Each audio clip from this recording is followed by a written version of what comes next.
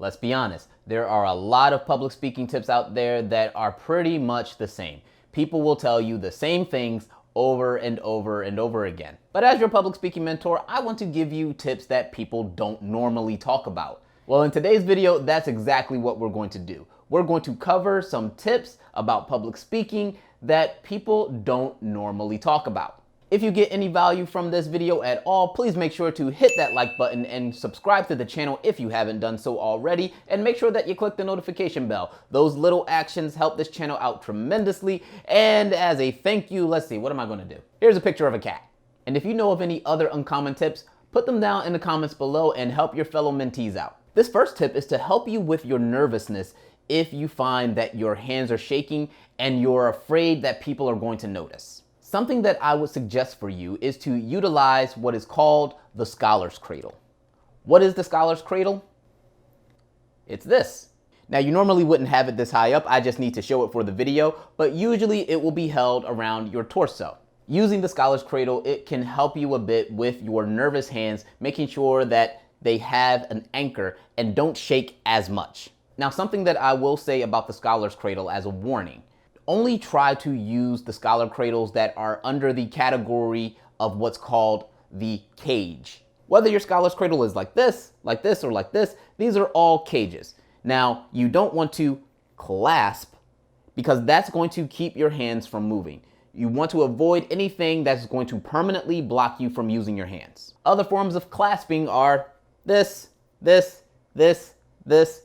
Anything where you are literally holding your hands, you want to avoid. The beauty about the cage is that it allows you to not have your hands shake and gives you a nice little buffer between the audience, but still keeps you open enough.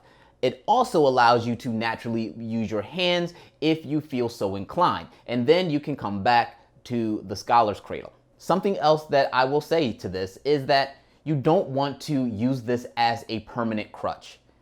Only use this to get used to public speaking, hide your nerves a bit until you get more comfortable speaking in front of an audience. Then slowly try to keep your hands down and not have something blocking you from the audience. Tip number 2 will help you with the process of writing your speech, and that is transcribing it through transcribing software.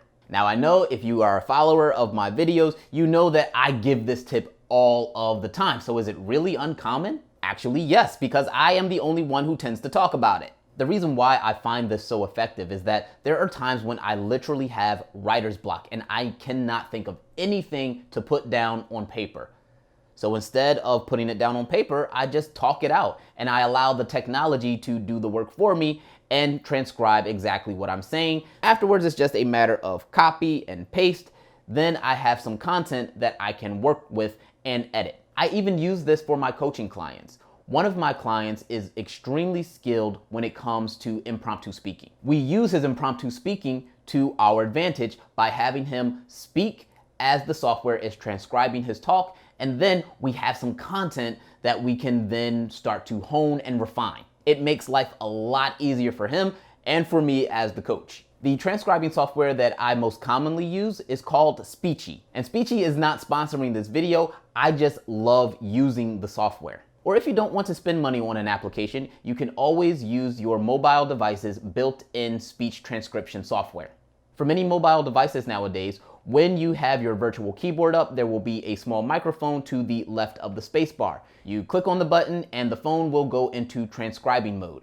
When it's in transcribing mode, anything you say will be written down, and boom, you have a potential speech being written as you speak. The next tip will help you with your stage movement.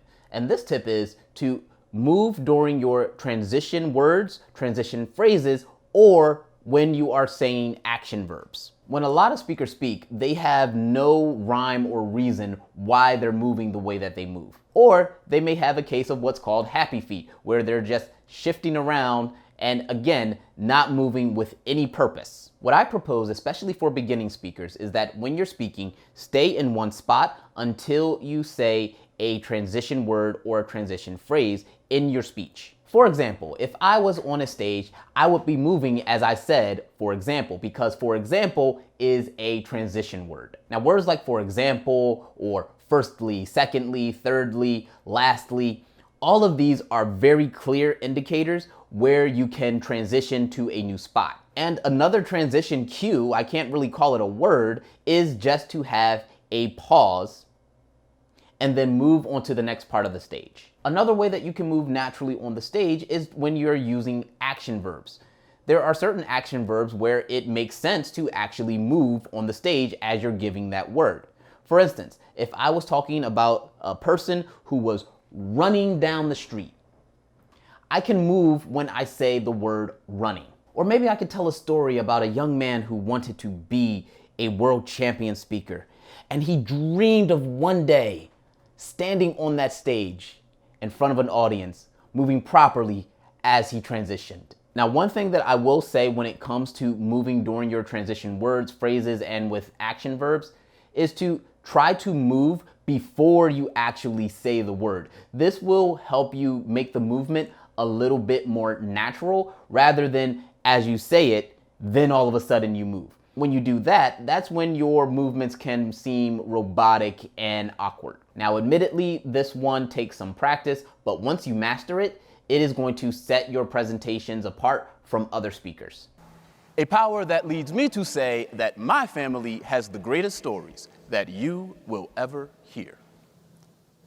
One of my favorites features my mother, my auntie, and my uncle. Next uncommon speaking advice, and this one is going to sound completely counterintuitive to all of the tips that you have ever heard, and that is to strategically break eye contact. Now, when I say break eye contact, I'm not telling you to never look at your audience. I'm not saying that as you are giving your presentation, you just look all around the room and you don't make eye contact with anybody.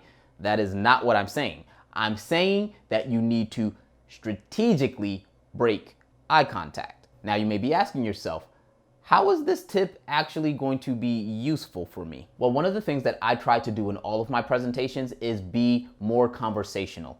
And if you notice in your everyday conversations, you don't constantly keep your eye contact. If you're having a one-on-one conversation, there will be times when you look away, look down, and then you bring your eyes back up. If you're talking to someone for 20 minutes, I very much doubt that you're looking directly into their eyes for all of those 20 minutes.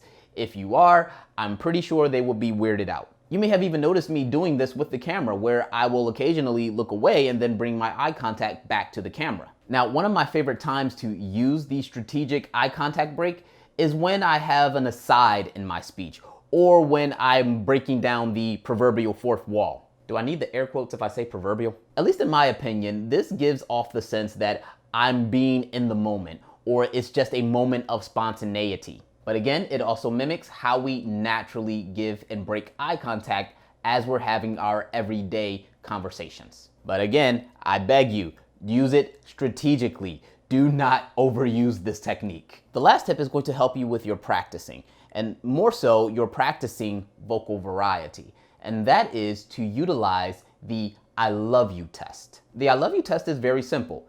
You take the phrase, I love you, and you try to say it multiple ways. For instance, you can say, I love you, or I love you, or I love you. You can also try changing the volume. I love you. This is just a nice little game that you can play in order to get more familiar with different ways you can utilize vocal variety.